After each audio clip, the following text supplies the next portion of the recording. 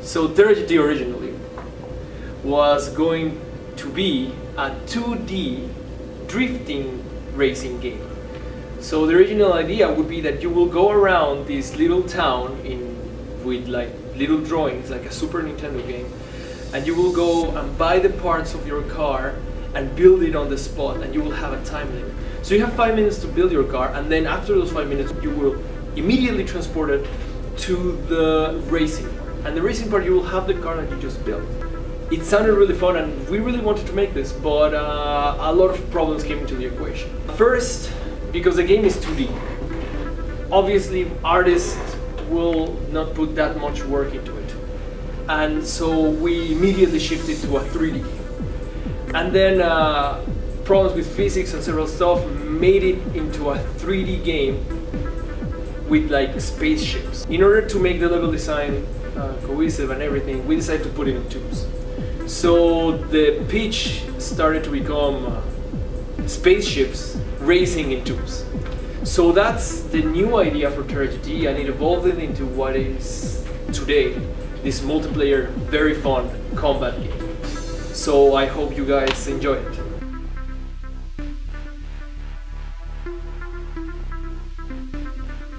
So the original idea for the level design for TerraGT was to have the players flying through a circular track inside of tubes. The reason for the tubes was it was the best way we could think of to contain the players in the track because they were flying, and we wanted them to stay together. So based on this idea, I drew up a design for a circular track with small open areas that the players could go through that would give them a sense of awe. It was a way to try and draw in the artists. It would be a place for them to showcase some really good work. We'd have really good environmental assets that the players could see. And having the area open, coming from the tube, it would make them feel like they were going slower. So we put a lot of thought into this design. So I drew up the design for that, and then we got to work and built it in Unity, and then we started playing it, and there was a problem.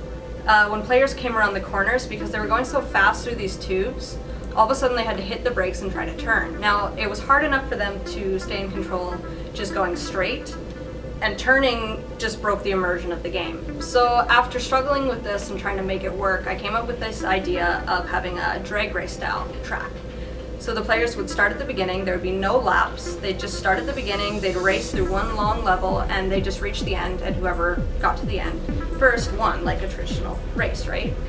And then we still had these open areas. It wasn't doing what we thought it would do.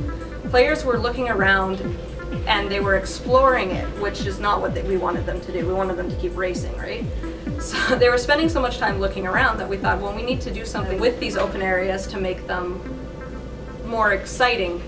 So we decided to turn them into arenas. So now the players had a reason to be flying around the open areas and looking at everything, and they'd have to complete tasks within the arenas.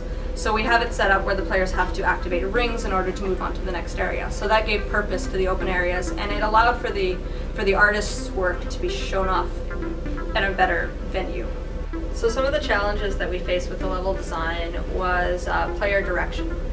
Because we turned the open areas into the arenas, all of a sudden the players didn't know where they were supposed to go after they started going around the arena.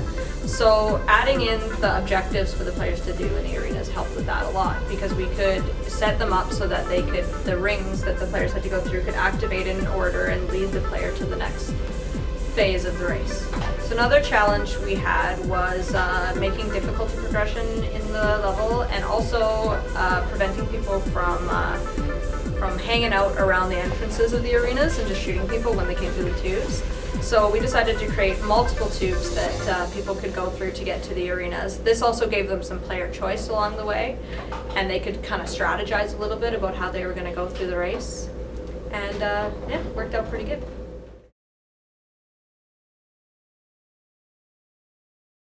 So, when I first joined this team, the producer walked up to me and gave me the best job ever. He walked up to me and said, "Go make weapons." And I was like, yes! And I walked to my computer, sat down, and looked up every concept art I could think of. And there you have it, 7 weapons. As we go later on to the course though, I had one of the best instructor walk up to me and was like, "Did you just make these weapons from scratch?" I was like, "Yes." And he just told me, "No, you need to look up weapons, you need to get a spreadsheet of them, and you need a spreadsheet of your weapons with all the information, such as damage, reload, and fire rate." So I did that, and I learned so much from that. Essentially, now I had weapons that my programmer can look at, and he's like, "Okay, I know how much these values do, such as how much damage it does, how fast it reloads, etc." As we go even later, I learned that most of the weapons had to be cut because we were in a very short time constraint. So, as you can imagine, I was pretty heartbroken. So, I was pretty sad. But, because we had amazing artists, they finished really fast. So, when we got to our final quarter, as we call it, they pretty much had nothing to do. So, our producer came up and was like, "So, what are your artists gonna do?" And they said, "Well, we can make more ships." And I was like, "Hey, maybe I can balance that instead." I looked at those ships and I was like, "This is heavy, this is medium, this is light." And I balanced them accordingly, such as heavy ships have more health, are slower in acceleration, and have a worse turn rate, but they do more damage and they live longer. Medium being, or the light being faster but much more fragile, and medium being a balance of the two. So that's essentially what I did for the rest of the time.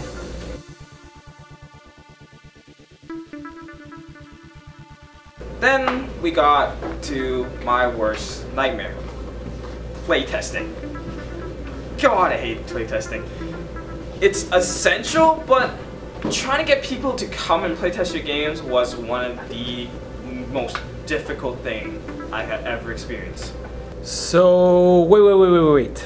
So, you're telling me you guys didn't get playtesters at all? No, we had playtesters, just not as many as we hoped. But from the ones that we did get, we had amazing feedback.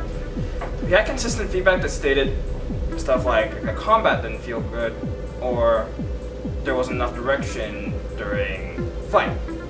And I'm really thankful for the playtesters for actually helping us, well, do this. So, yay playtesters!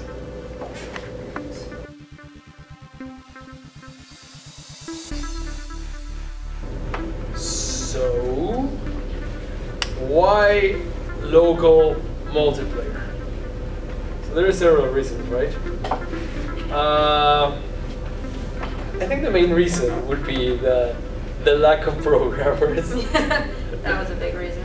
That's a big reason. But more important than that, we wanted the feel that you get when you play Mario Kart, being in the room with someone you're playing with. That sort of competitiveness, the fun atmosphere, and you react off of other people's reactions too. Like, it's fun. It's more fun. It just is. It just is. Always local multiplayer is going to be more fun. You have direct feedback from what happens around you with other people, right? And we have to say that Mario Kart was a great inspiration for us. It was always referenced, and that's why we wanted to do local multiplayer. It was the right step for us, and it was the right scope for us, and I think it just worked out great. We had a lot of layout schemes for this. Before we had, I believe, this was a missile or a different kind of weapon as well. Yeah, at the beginning, this B button, if you're able to see, this B button was our weapons, and we used to accelerate with the triggers here, right? But things got complicated with how Windows and Unity, they are just like water and oil, you know, with this kind of thing. They just don't mix very well. So we had to change our scheme, our control layout constantly. So how those weapons work now, Rodney? Mostly just the bumper. So we kind of went with a semi Mario Kart role, where instead of the weapons just being like the trigger, we have it as the bumper, and acceleration is still mostly like you get from a Mario game. Yep. So you control your ship with the stick, just like this, and you accelerate with A. So it's pretty simple. It's a pretty simple control. So with the right bumper here, you shoot your normal weapon, like a machine gun. Yeah. So you are in this awesome spaceship, and you're like ta ta ta ta ta ta ta ta, just shooting, right, and hoping to kill everything. For that, when you guys try the game, you will be able to see a red reticle, right? Yeah, yeah. There's a red reticle in the middle, and as you get closer to other players, you get the blue reticle. Yeah. You guys can shoot each other to your heart content in awesome spaceships, in really cool environments. Honestly, what else can you ask for? Pew, pew. Right? Pew pew. Pew pew. More pew pew. There's a lot of pew pew in this.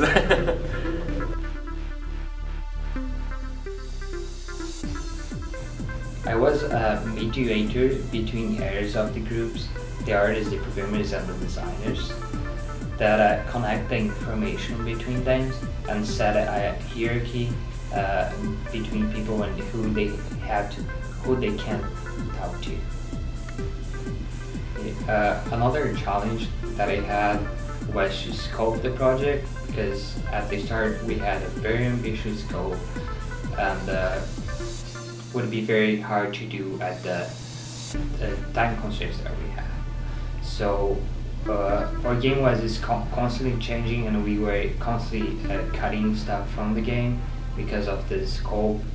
So I had to set a prioritization for a lot of things, and learn how to choose what to cut and what not to cut in the game, and what's more important to get done earlier, and what's important but can get into the game later.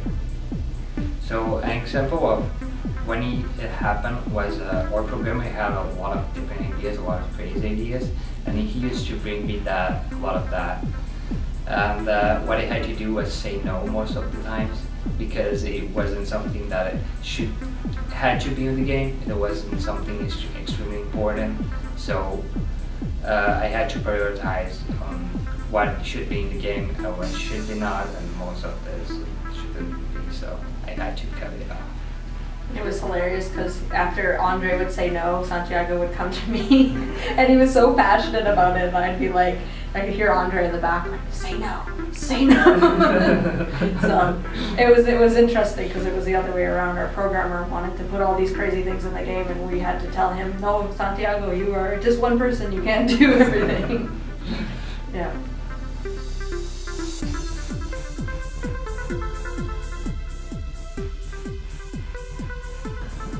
Biggest thing that was learned during this process probably was communication in a team. Without communication, things tend to fall apart like really quickly because you don't know what's going on. I learned the pipeline. I learned to work as a team. It's like my first experience as a modeler in a work environment. So I learned how we need to communicate with each other, and the schedules and all the stuff. Yeah, the teamwork was a big thing. We had a really rough start. Like, a lot of people had a bunch of different views when we started off. And when we got that smoothed out, it was learning the pipeline and figuring out where the information mostly had to flow to and from, and then where to align everything to commit it.